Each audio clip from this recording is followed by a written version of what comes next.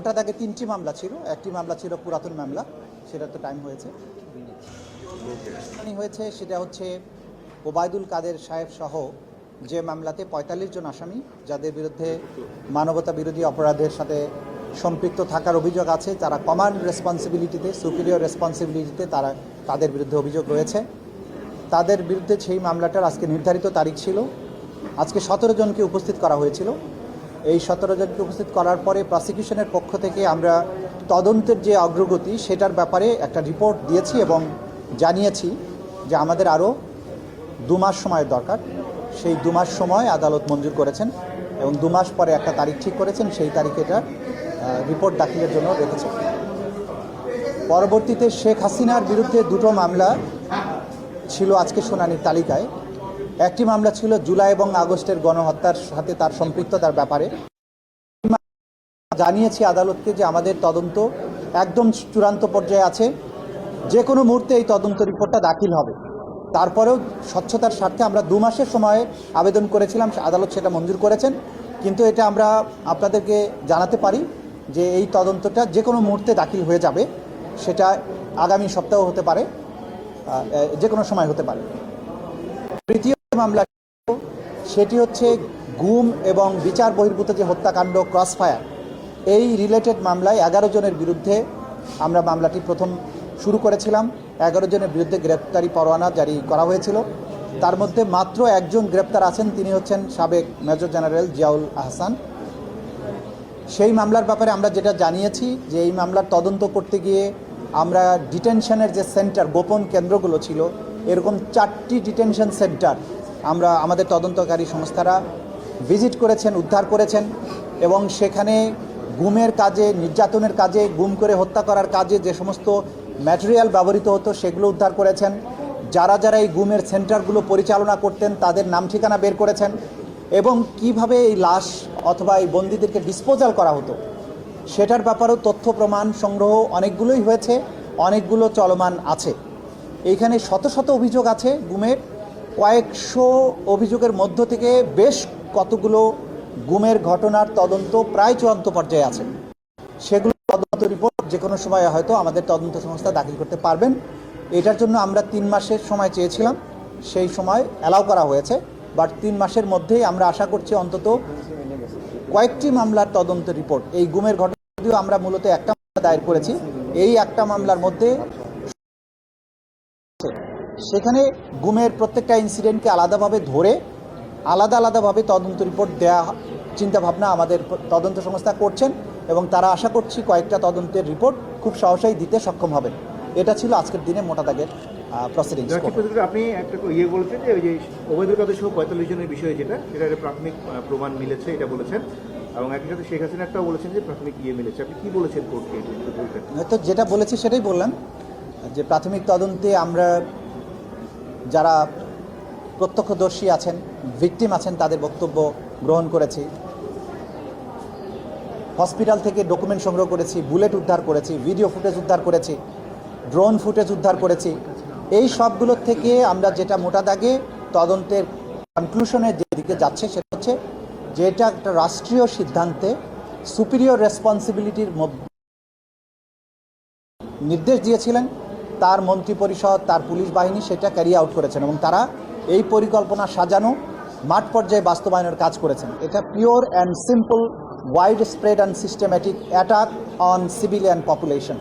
সেই কারণে এটা ক্লিয়ারলি মানবতা বিরোধী অপরাধ। সেই মানবতা বিরোধী অপরাধের সুপিরিয়র রেসপন্সিবিলিটিতে শেখ হাসিনা বা অন্যান্য যে অনুযায়ী এই মামলা অভিযোগ করছেন এবং সেই অনুযায়ী তদন্ত রিপোর্ট দাখিল হবে বলে আমরা আশা করছি। দেখুন, এইটা হ্যান্ডকাপ পরানো বা না পরানো এটা প্রসিকিউশনের বিষয় না। যেটা বিষয় হচ্ছে জেইল কোড অনুযায়ী আসামিকে আদালতে কিভাবে উপস্থিত করা হবে হবে না, এটা জেইল অথরিটি নির্ধারণ করার ক্ষমতা রাখেন। কোনো আসামি যদি আনরুলি হয় এবং তাকে কন্ট্রোল করা না যায়, তার জন্য দিক থেকে যদি সিকিউরিটি রিস্ক থাকে, তাহলে তাকে হ্যান্ডকাপ করানো অথবা হ্যান্ডকাপের চেয়েও আরও জটিল কোনো পদ্ধতি যদি দরকার হয় সেটা কিন্তু জেল অথরিটি করতে পারেন।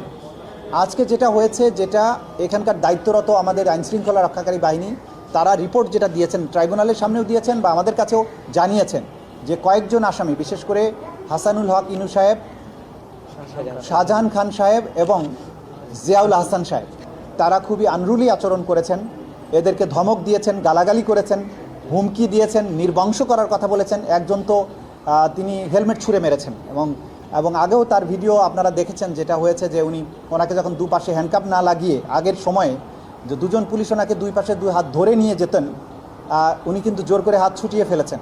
সুতরাং এইসব বিষয়গুলো সিকিউরিটি থ্রেট মনে করে ওনারা তাদেরকে কোর্টরুম পর্যন্ত আনার ব্যাপারে হ্যান্ডকাপ ইউজ করেছেন, এটা ওনারা আদালতে জানিয়েছেন।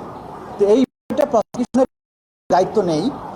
যদি প্রিজন অথরিটি এবং আইনশৃঙ্খলা রক্ষাকারী বাহিনী মনে করেন যে এই আসামিদের পক্ষ থেকে নিরাপত্তার ঝুঁকি আছে, তারা আনরুলি আচরণ করতে পারেন বা অন্য কোনো সমস্যা তৈরি করতে পারেন, আইন অনুযায়ী ব্যবস্থা গ্রহণ তারা করবেন, এটাই ট্রাইব্যুনাল বলে দিয়েছে। আপনি যে বলেছেন যে তাদেরকে তাদের সামনেই দুই তিনজনকে হ্যান্ডকাপ নেওয়া হয়েছে, হ্যাঁ, ওইটা ব্যাখ্যাও বাহিনী দিয়েছেন। সেটা হচ্ছে যে 17 জনকে তোলার সময় গেটের থেকে একজন একজন করে খুলে খুলে তো ঢুকাচ্ছিলেন। শেষ মুহূর্তে এই চাবি সংখ্যা, যেটা এই চাবির সংখ্যা বোধহয় বেশি না, আমি যতটুকু বুঝতে পেরেছি, খুলতে সময় লেগেছে, পরে তাড়াহুড়া করে ওনাকে ওই অবস্থায় ঢুকিয়ে ফেলেছে। এটা তাদের অনিচ্ছাকৃত। কোর্টরুমের মধ্যে কাউকে হ্যান্ডকাপ করার নির্দেশনাও নাই এবং তারাও এটা করবেন না, কিন্তু সেটা যেটা হয়েছে তাড়াহুড়া করে একসাথে ঢুকাতে গিয়ে খুলতে সময় পাননি, আর সেই কারণে হয়েছে এবং এই ব্যাখ্যা কোর্ট এটা গ্রহণ করেছে।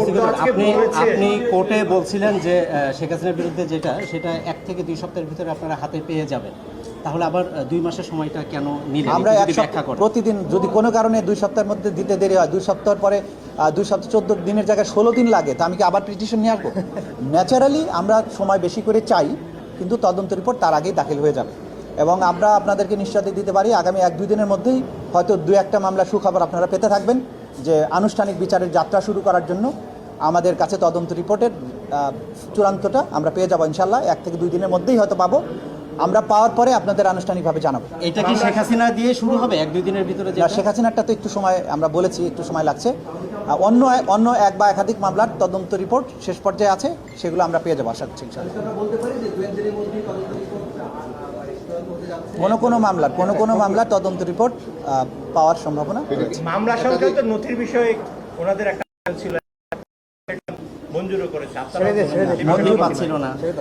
এইখানে আইনের মধ্যে বলা আছে যে এই মামলাটা সাধারণ আইনের মামলার মতন না। এইখানে যখন তাকে গ্রেপ্তার করা হয়, উনি অভিযোগের কপি চান। অভিযোগের এইখানে মামলার সূচনা হয় তদন্তকারী কর্মকর্তার পার্সোনাল নলেজ থেকেও শুরু হতে পারে, কোনো অভিযোগ লাগে না, কেউ মামলা দায়ের করা লাগে না। উনি যদি জানতে পারেন যে এই জায়গায় কোনো মানবতা বিরোধী অপরাধ হয়েছে, তিনি একটা কমপ্লেন্ট রেজিস্টার ওপেন করে তদন্ত শুরু করতে পারেন। এখন শুরু করলে তার বিরুদ্ধে শুরু হলো, উনি তো এই তথ্য কাউকে জানাবেন না।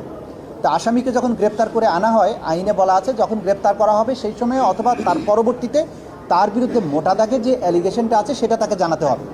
সেটা প্রত্যেককে জানানো হয়েছে যে আপনার বিরুদ্ধে অপরাধ হচ্ছে, আপনি মানবতা বিরোধী অপরাধে সম্পৃক্ত। বাংলাদেশে জুলাই আগস্টের সময় যে মানবতা বিরোধী গণহত্যা হয়েছে সেই অপরাধে আপনার সম্পৃক্ততা আছে, এতটুকু জানানোই যথেষ্ট।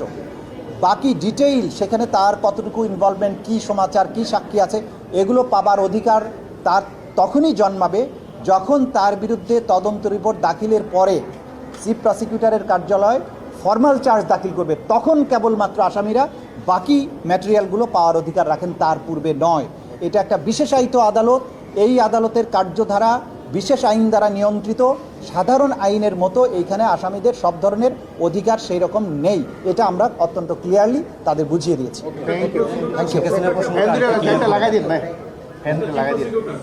আসামিদের সার্বিক আসা যাওয়া, তাদের কথাবার্তার আচরণ, হাত ছড়াছড়ি, হেলমেট ফেলে ফেলে দেওয়া, সব মিলিয়ে প্রসিকিউশন মনে করে কিনা এটা কি ম্যানার বহির্ভূত হচ্ছে, ঔদ্ধত্যপূর্ণ আচরণ কিনা প্রসিকিউশনের কাছে কি মনে হচ্ছে?